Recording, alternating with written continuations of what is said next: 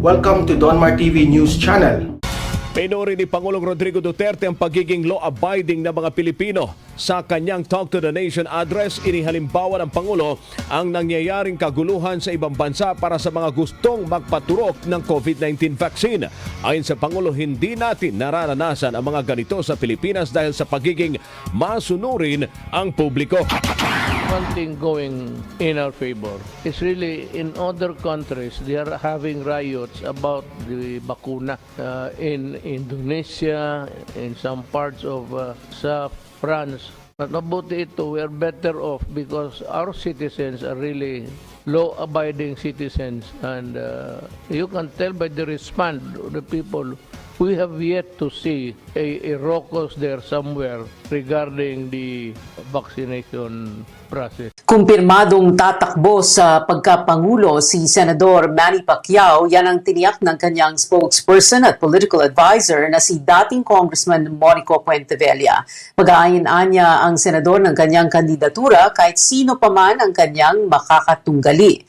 Ayon kay Puentevella, abala si Pacquiao ngayon dahil sa training, pero makikipag-usap siya sa ilang partido pagbalik niya ng bansa. Sinabi naman ni Senator Coco Pimentel na may senatorial lineup na ang People's Champ pero hindi pa iyon pinal.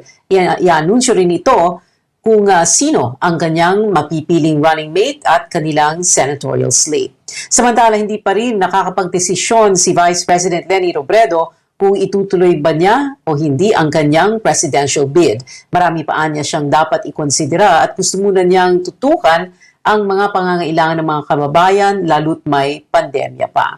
Sa posibilidad naman ng Isko Pacman tandem, sinabi ni Robredo na malakas ang tambalan kung numero ang pagbabasihan. Pero masyado pa niyang maaga para ito pag-usapan kahit malapit na ang pag-aain ng kandidatura. Kanato, magandang umaga po sa inyo. Hello, magandang umaga po sa inyo, Manong, at sa ating mga tagapakinig. Ayan, Kanato, kahit ba wala kayong permit, tuloy daw inyong rally sa Lunes sa Commonwealth, papunta ng Batasan? Well, unang-una po, wala po sa authority ng Quezon City Police ang mag-grant o mag-deny ng permit. Hindi naman po sila ang local government unit. Notwithstanding that, tuloy po yung pagkilos sa Lunes at mindful naman po tayo sa health situation. Kaya nga po gagawing mas maiksi ang programa at titiyakin po yung tamang social distancing ng mga participants.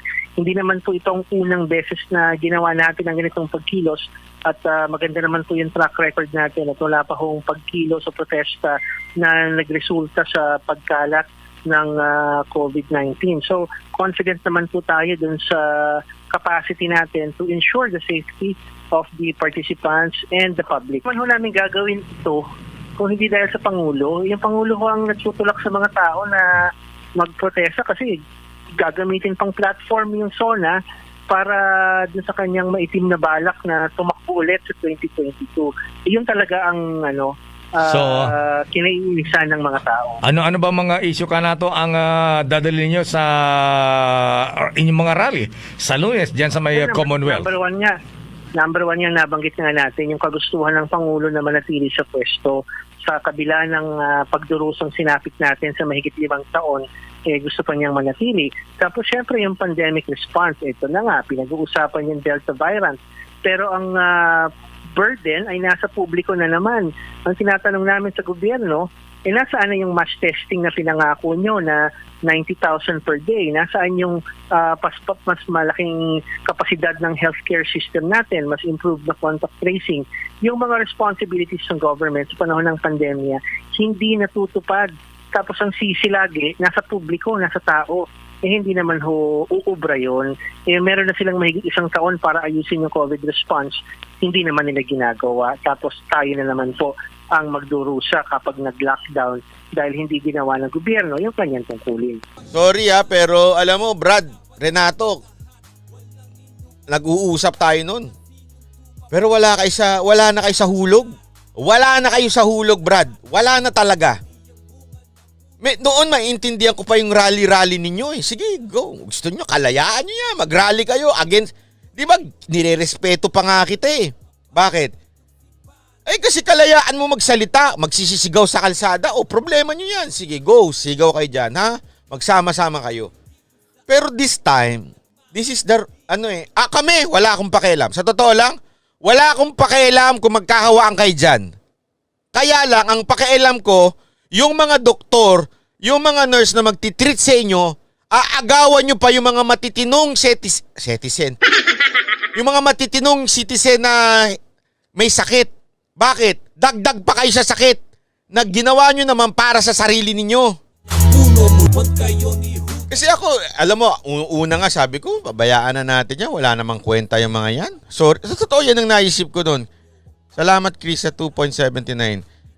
Gising na us, watching from Alberta. Yon, palakpakan.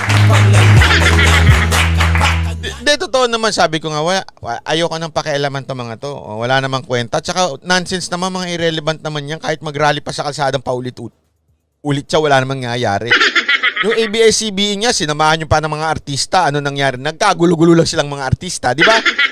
At totoo lang ako kung ako gobyerno, hindi ko pipigilan ng rally. Bakit? Wala naman silang naloloko. Yan ang totoo niyan. Wala silang naloloko, sila lang. Ang nangyayari pa nga, nag-aaway-away pa sila. Nagpaparinigan pa sila. O, di ba? Kaya huwag nang pakialaman. Kaya lang, datapwat, subalit. Naisip ko yung mga doktor at mga nurse. Okay? Kasi pag nag-rally nga naman, totoo nga naman na magdidikit-dikit yan. Alam mo yung nangyari sa Amerika, di ba? Kaya nga gumaganon talaga yung kanilang number. Bakit? Nagkaroon sa kanila nung Black Lives Matter. Sige, agree ako dyan. Sige, ipaglaban natin ng lahat ng kulay, okay? Ang point ko lang, hindi tama yung nasa kalsada pa. Ayan tuloy, ano nangyayari sa inyo? Tapos ito mga Pilipino, demokrasya din kami, gaya kami sa Amerika, demokrasya, tasista, ganyan, gaya din kami, sige. Gagaya din tayo sa mga resultang ng gawa nila. Naku naman. Tapos itong mga pasaway nito, pupunta pa sa kalsada.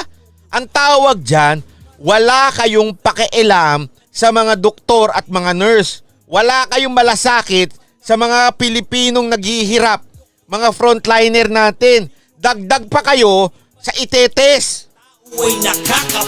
Galit na galit kayo dahil walang mass testing na yan. Hinayupak na mass testing. Pero nagpapadagdag pa kayo. Bakit? Pag kayo nagkasakit, hindi ba kayo magpapatest? Di ba? Dagdag pa kayo sa bilang ng mga nakalista. Yung bunga ng puno mula sa ugat, unti-unting nagbabago mga galaw sa Kaya itong mga to, hindi nila mahal ang bayan nila. Yan ang sigurado ko. Bakit? Kung gusto mo naman kasi ganito, una-una, may mangyayari ba pag nag-rally kayo? Honestly, wala. Bakit? Ilang taon nyo nang ginagawa yan, wala naman nangyayari. Gusto nyo lang marinig ang inyong tinig, gawin nyo sa social media. Sabay-sabay kayo magprotesta sa social media. Walang problema. Gusto mo mag-Zoom pa kayong sabay-sabay. Di ba na nagra-rally kayo? Zoom. Pwede naman sa Zoom eh. Siguro naman may pera kayo. May pambayad nga kayo sa mga nagra-rally.